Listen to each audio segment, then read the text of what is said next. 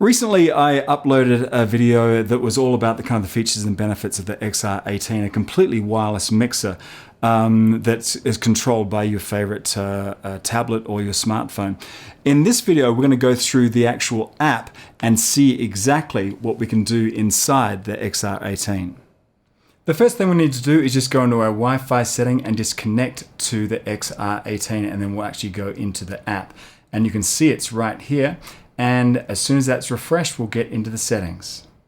So you can see that we have all of the channels here, as well as our effects and also our main left and right bus. Now, if you want to look at different layers, if you go up underneath here, there's all channels or just channels 1 through 8, channels 9 through 16, or the DCA and effects or DCA and mix. Let's just go back to the all channels. So obviously you can adjust your mix right here on the screen here. You can mute any channel if you want. You can solo any channel, and if you want to clear those solos, you can just do that right over here. So this is an overview of your mixer, but if you wanted to get into all the details of any one of these channels, all you need to do is press anything above here. It's a shortcut to a particular part. So if you wanted to get straight to the EQ, you could go straight there. Let me go back here. If you wanted to get into the gate, you get straight in the gate. But you'll notice everything is really tabbed along the top here. So it doesn't matter where you start, you can then go through, and in fact, if you just slide back and forth here, your input settings, your sends, your gate, dynamics, EQ, insert, presets, and output. Now, if I go back here, just a shortcut to go straight into any of these will be your inputs. This will be your aux sends. This will be gates, dynamics, EQ, and pan here. Let's look at each one individually. As you can expect, the first one here is input. You can link two channels together if you like, and you can decide whether there's going to be coming in to the front panel here or through USB. You can give it 48 volt phantom power. You can adjust the gain there and the USB trim down if you've got that selected right there. And you can also employ a high pass filter frequency for low roll off. In terms of the sends, then you can send any of the selected channel down here, and obviously you can select whatever channel you want, and then send them out to the various bus sends and also the effect sends. Next, we have what seems to be a pretty simple gate. All we have here is just an ability to turn that gate on and off and adjust the threshold. But if you go up here into advanced, you can see there's a bunch more stuff here. We have a number of different expanders and gates and duckers, as well as our attack, hold, and release. Everything you'd find in a top-of-the-line mixer. Now, if you don't want to see that, and then you just bring that back there, you can just adjust the threshold right here. Now, down here, you can also bring up various presets. So if you just want to bring up the preset of, say, a kick drum, you could just bring that up there and load that. And now, when we get out of that, go over here to advanced, and you can see all of these parameters have been set up perfectly for a kick drum. Pretty similar when we go over to our dynamics here, and we just have a threshold. You can turn that on, or if you go into advanced here, you can see everything you would normally find in the top of the line dynamics processor. Don't forget, you also have these presets here that you can either load or you can save into your own show. Moving on to the EQ, we have a 4-band EQ, and once you select any of these, you can decide whether it's going to be a typical peak or whether it's going to be a roll off or a shelving. As soon as you get into any one of these bands, just have a look on the left-hand side here. You can determine what the gain of that is going to be, what the Q is going to be, and also what the frequency is going to be. Or you can just grab it straight from here and do that. I think, that's right. You can pinch that in and out to adjust the Q on the fly.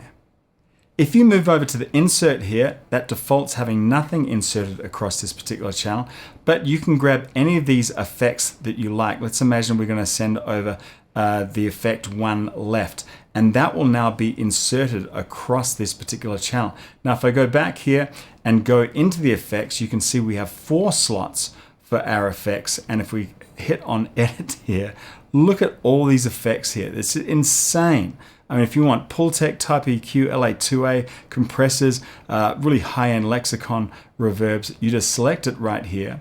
And then let's imagine we wanted to do, say, a delay, a 4-tap delay. And then we go back here onto our, where were we? We're in EQ and we went over to insert. Then effect 1 left. This will be going across this. Now, one thing I did note, if you're not hearing it across this particular channel, go back into your effects and make sure that is turned on. And to me, it's a little unclear which is on and off, but just toggle back and forth until you'll be able to hear that 4-tap delay straight across here. And then if we go back to where we were, we have our inserts, then we can go here in our presets. And so a preset will store everything in terms of a channel here. Anything in terms of your gates, dynamics, EQ, insert, all that stuff can just be saved into a particular preset right here. So you can imagine you could set up the perfect gate, compressor, EQ for a kick drum, something like that, and then you can save that as a kick drum. So that way, once you have it set up, then you go to a new gig, you plug a kick drum mic in, and you bring up that preset, and you're good. And then finally, we have our output here where you can do your pan, and also our DCA groups and mute groups as well. So a DCA group, when you assign any of these channels to a DCA group, then when you go back here and go to all channels and show DCA here, then you can see that anything you have assigned a DCA1, say you had a bunch of drum channels, you could assign it right here to DCA1, and then that way you could ride your entire drum mix just with a DCA. Mute groups are kind of set up in a similar way. You just select, you're on the output tab.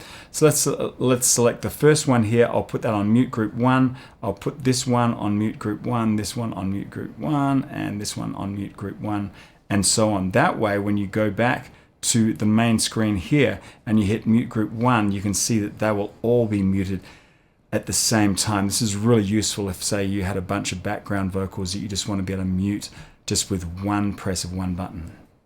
Now, I showed you that routing just a moment ago where you can assign any particular, or actually send out varying amounts of a particular selected channel out to these various bus sends. So let's imagine this was the lead singer's aux send.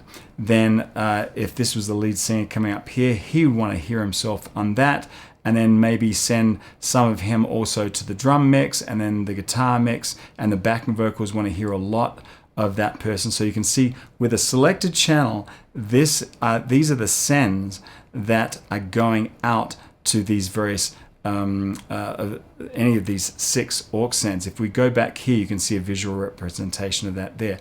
You can see it kind of the other way if you go over to bus 1, and you can see what is assigned to bus 1. Actually, let me make that a little bit more clear. Let's imagine that was a lead vocal, and then this was his or her guitar. And then we're going to go ahead and send that out to bus 1 as well. Okay, so if we go back and go down to bus 1, you can see that we have some lead vocal and also some guitar going out to bus 1. So you can either view it the way we've done it before, or if you select bus 1, you can see all of the various sends right here. It's almost like a fader flip. And the same thing that goes over into our effects right here. You can either send some effects, say effect 1 was reverb. You might want to have a medium amount of that on your lead vocal, and maybe a little bit of that on guitar, and nothing on kick drum, and a lot on the snare drum. You can set up whatever you want to send to that effect send there, or you can do it individually. If we go back here and we go back to our routing, and you can see that on this selected channel, we had that our effect send there. Remember, the second one had a little bit less, the third one had none, and then the snare drum had a lot. So either way you look at it, you have 6 aux sends and 4 effect sends. So that's kind of the lightning round of how to get around this piece of software. It's pretty intuitive, as you can see there. Forgive me if I didn't get too in depth with some areas there. I just didn't want to get down into the weeds, but just kind of give you a higher level kind of approach to this. You can obviously save shows and snapshots.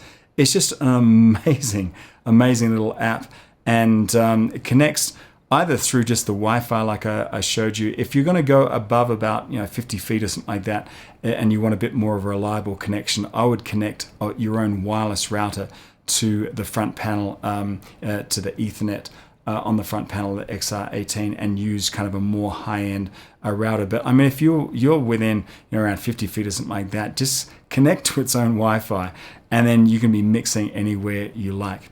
If you have any questions, drop them in the comments there. Other than that, please subscribe, and thanks for your time.